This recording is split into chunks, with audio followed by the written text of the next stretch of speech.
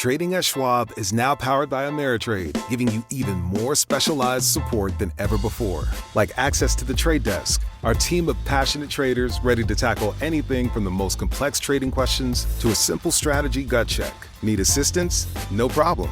Get 24/7 professional answers and live help, and access support by phone, email, and in-platform chat. That's how Schwab is here for you, to help you trade brilliantly. Learn more at schwab.com/trading. With so many options, why choose Arizona State University? For me, the only online option was ASU because of the quality. Their faculty was really involved with their students and care about your personal journey. The dedication to my personal development from my professors, that's been extremely valuable to me. Earn your degree from the nation's most innovative university. Online. That's a degree better. Explore more than 300 undergraduate, graduate, and certificate programs at asuonline.asu.edu. A hunter shows up to a remote village in northern Canada. He's been there before. He knows the people, but this time they're gone. Every single person. No signs of violence. Fire's still burning. Food's still warm. Even the sled dogs are dead, tied up and untouched. The Canadian authorities investigated. They tried to bury it. This isn't a ghost story. It's real, and it's never been explained.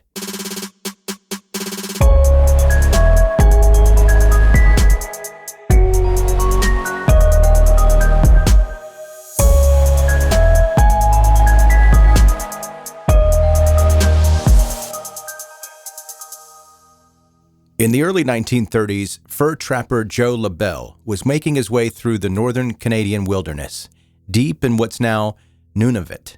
He was no rookie to wandering around hoping for the best.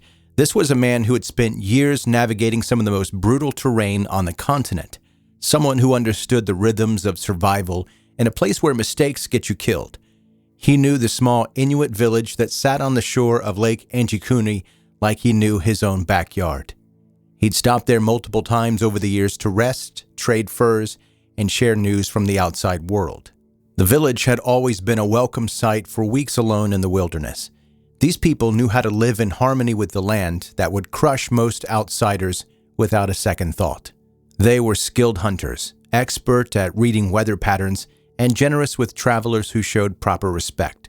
Labelle had genuine relationships there, people he looked forward to seeing again. But when he reached the village this time, something was immediately and profoundly off. It wasn't just quiet in a way that, how heavy snow makes everything around you feel a little bit muffled and distant. This was a different kind of silence altogether, the kind that makes your skin crawl before your brain even processes why. He walked into the camp expecting the usual bustle of daily life, children playing, adults working on equipment or preparing food, the general hum of a functioning community. Instead, he found absolutely nothing. The shelters were completely intact, no storm damage, no signs of fire, no evidence of any kind of destruction.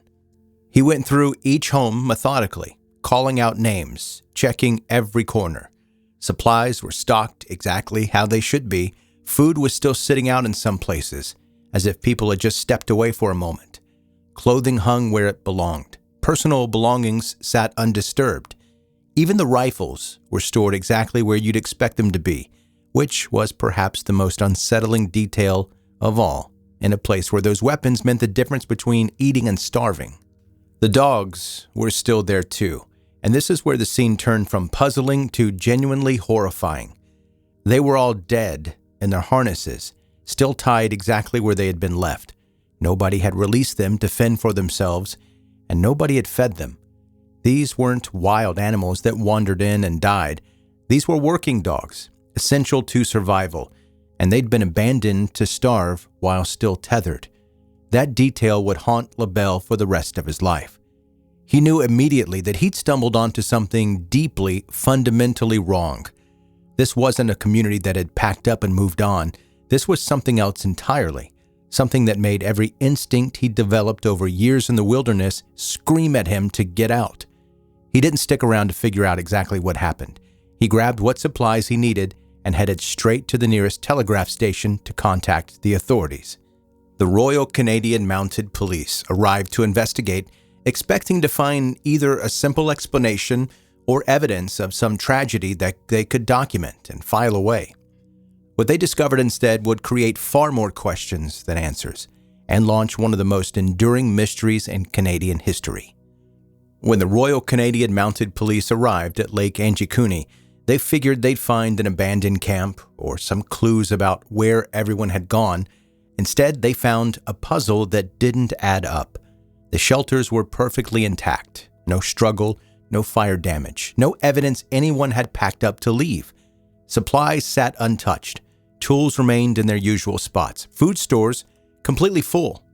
In a climate where one wrong move can kill you, it made no sense that people would abandon shelter, weapons, and food without some compelling reason. Those sled dogs were still in their harnesses, all dead. From their condition, it looked like they'd been left tied up and simply starved. Nobody had returned for them.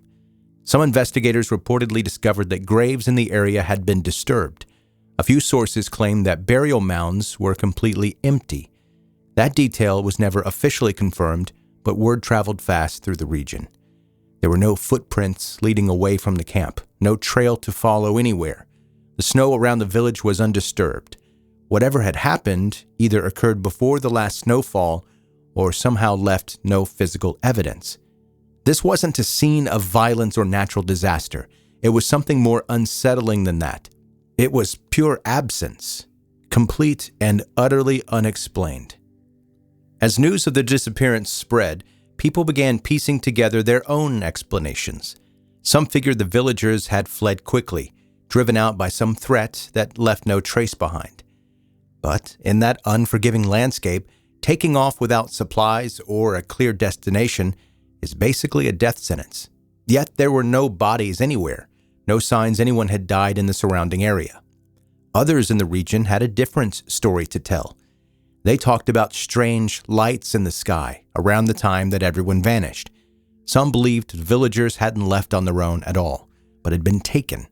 There were older stories too, handed down through generations, about mysterious visitors and unexplained disappearances. These weren't shared as campfire tales. They were part of the collective memory. The Canadian Mounted Police never backed up any of those accounts. Their official reports suggested the group had simply relocated somewhere else, but no neighboring village ever reported new arrivals. There were no unfamiliar names on any rosters, no new settlements popped up, and the people of Anjikuni hadn't turned up anywhere. What remained was just the void, a village that had existed, then didn't. No explanation for where they went, no sign they ever came back. Over the years, the official story began to change in ways that raised even more questions. The Canadian government eventually started downplaying the entire incident, suggesting that early reports had been blown out of proportion or completely misunderstood. Some later documents even questioned whether Joe Labelle's account could be trusted at all, painting him as an unreliable witness whose story had grown in the telling. According to this revised version, the village hadn't mysteriously vanished overnight. It was simply already empty when Labelle arrived, probably because the residents had moved on like nomadic communities sometimes do. That explanation worked fine on paper and certainly sounded reasonable to anyone unfamiliar with the harsh realities of Arctic survival. But it didn't sit well with the people who actually lived in the area or remembered the extensive search efforts that followed. The Royal Canadian Mounted Police eventually denied that any formal investigation had ever taken place, despite newspaper reports from the 1930s stating the complete opposite. There are no publicly available documents explaining why the story got walked back or whether anyone even bothered to confirm the more disturbing claims about disturbed graves and sled dogs that were dead, left to starve in their harnesses. Researchers who've tried to dig into the actual facts keep hitting bureaucratic walls. Official records are either conveniently missing, suspiciously incomplete, or frustratingly vague about crucial details. The original witnesses, obviously, are all dead now, taking their first-hand knowledge with them. Most of what's left comes from yellowing newspaper clippings, second-hand stories passed down through families, and interviews gathered decades after the fact by people trying to piece together what really happened. The further you dig into this case, the harder it becomes to separate actual truth from potential government cover-up. One thing remains absolutely consistent. The story refused to die. People kept talking about it across generations. The fundamental questions never got satisfactory answers, and the official silence only made people more convinced something significant had been buried along with the investigation. No one from the Lake Anjikuni village was ever found. Not a single person. There were no recovered bodies anywhere in the surrounding wilderness, no credible signs of where they might have traveled, and no confirmed sightings after they vanished into thin air. Over the decades that followed, the story gradually faded from public attention, becoming little more than a footnote in collections of unexplained mysteries. But it was never actually resolved. Some people still believe the village was lost to natural causes that somehow left no trace behind. Others think the entire event was misreported from the beginning, blown completely out of proportion by sensationalist newspapers, just looking for a good news story. But the people who actually knew that harsh landscape, who had met Joe Labelle and found him credible, who remembered reading those early newspaper accounts when they were fresh, never bought the government's revised version of events.